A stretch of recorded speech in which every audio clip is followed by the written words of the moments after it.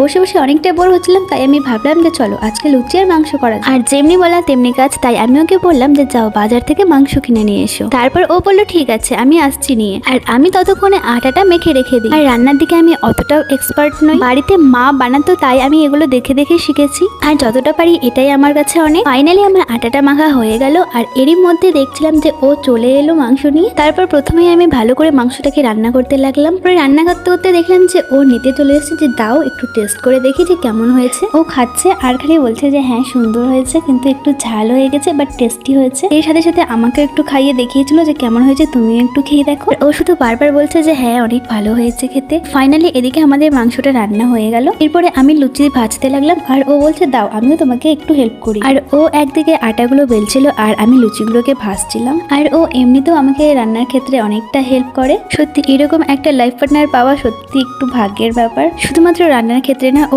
অনেক বেশি কেয়ারিং একটা ছেলে। যখন যেটা আমার দরকার লাগে তখনই ও সেটা এনে দেয়। আর দেখো তোমাদের সাথে গল্প করতে করতে আমাদের লুচিগুলোও ভাজা কমপ্লিট হয়ে গেল। আজকের মিনি ব্লগটা এতটুকুই তোমাদের সাথে শেয়ার করলাম।